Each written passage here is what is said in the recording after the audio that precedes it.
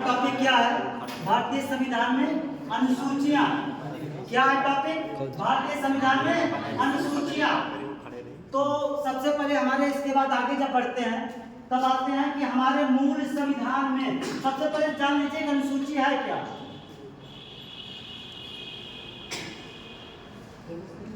अनुसूची है क्या, कोई बता सकता है?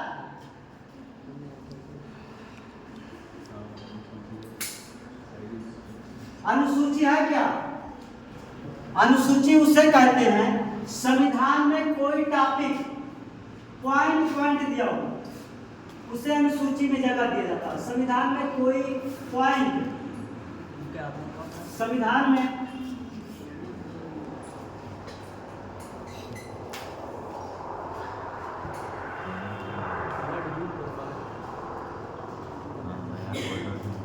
कोई पॉइंट 1, 2, 3 में दिया हो उसे अनुसूची में जगह दिया जाता है या उसे अनुसूची कहते हैं।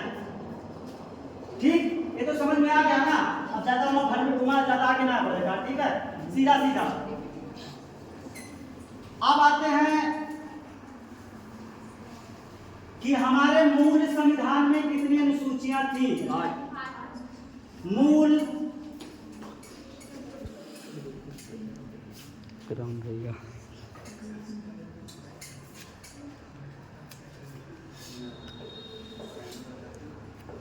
हमारे मूल संविधान में कितनी अनुसूचियां थी? 8। मूल संविधान किसे कहते हैं? मूल संविधान किसे बिना हाँ करे, मूल संविधान किसे कहते हैं? मतलब संविधान कब बना? 26 जनवरी कब बना बेटा? 26 नवंबर 1900। क्या कंफ्यूज हो रहे भाई? संविधान कब लागू किया गया? 26 जनवरी 1900। बढ़िया। तब हमारे मूल संविधान में कितनी अनुसूचियां थी? 8। वर्तमान में कितनी हो चुकी हैं? 12। बढ़िया। तो मूल संविधान से और वर्तमान संविधान के बीच में कितनी अनुसूचियों का इजाफा हुआ है? 4। 8 प्लस 4 बराबर कितना हुआ? 12। अब हम जो मूल संविधान में 8 अनुसूचियां थी उसका ये बारी बारी अध्ययन करते हैं और एग्जाम बेस से काफी इंपॉर्टेंट है।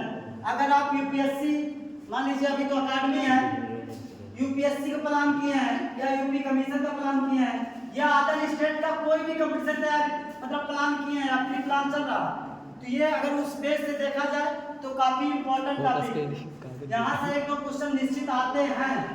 तो अभी जैसे मान लीजिए आपका अकादमी क्लास चल रहा है, अभी आपके पास एज भी नहीं है कि ये आप फॉर्म सबमिट करें, लेकिन ज्ञान के लिए प्लस पॉइंट बना के चलिए कि मुझे पहले पिकअप करना है, ठीक है।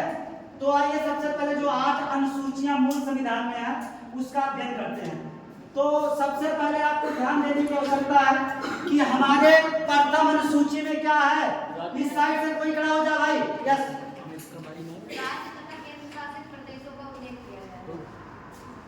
क्या क्या है? राज्य तथा केंद्र शासित प्रदेशों का उल्लेख किया। गुड। रीना, ये जो बता रही सही है? करेक्ट बता रही है। भारत में राज्य और केंद्र शासित प्रदेश के बारे में उल्लेख या बताया गया। भारत में उधर फोकस करो यार। भारत में राज्य और केंद्र शासित प्रदेश के बारे में क्या बताया गया? उल्लेख किया गया है। कहने का मतलब समझ रहे हो क्या बताना चाह रहे हैं? ये कहने का मतलब अगर भारत के जो राज्य हैं या केंद्र शासित प्रदेश हैं इनके बारे में अगर आपको जानना है या जानकारी लेना है तो प्रथम सूची को आपको क्या करना पड़ेगा? खोलना पड़ेगा या पढ़ना पड़ेगा। इसका भाव समझ गए ना? तो इस वक्त भारत में कितने राज्य हैं? 28 राज्य हैं। और केंद्र शासित प्रदेश की संख्या कितनी है बेटा? Yes, very good. अब आते हैं दूसरी अनुसूची में क्या है? दुर्गा, दूसरी अनुसूची में क्या है बेटा?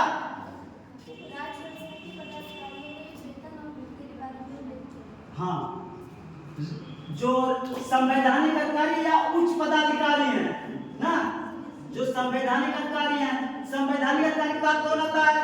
वो सनी। संवैधानिक अधिकारी के तहत कौन आता है?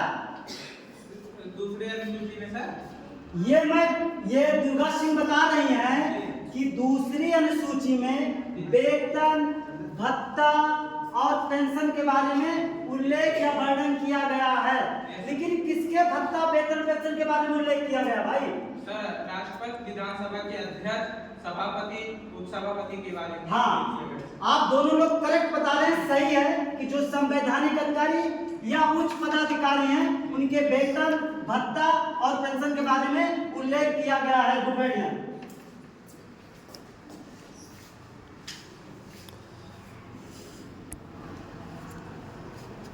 पेंशन हो गया, भत्ता हो गया और क्या? लक्ष्मी, ये समझ में होता है क्या है? अरे कहा मतलब जो उच्च पदाधिकारी हैं या संवैधानिक अधिकारी हैं, वो देखिए सनी नाम बताए हैं, उनके वेतन, पेंशन, भत्ता के बारे में बतावा गया है।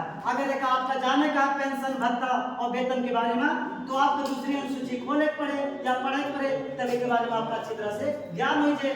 बस एमा है बोलो ज्यादा रॉकेट साइंस ना दिमाग ज्यादा लगाएगा, ठीक है। अब आते हैं तीसरी अनुसूची में। तीसरी अनुसूची में क्या है महाराज? वो आशुतोष, तीसरी अनुसूची में क्या है? शपथ ग्रहण समारोह का वर्णन किया गया है कि मतलब उसके जाने के न्यायाधीशों तथा मंत्रियों का वर्णन किया जाता है शपथ ग्रहण में। गुड गुड, बढ़िया। दुर्गा, ये जो आशुतोष बता रहे हैं कि तीसरी अनुसूची में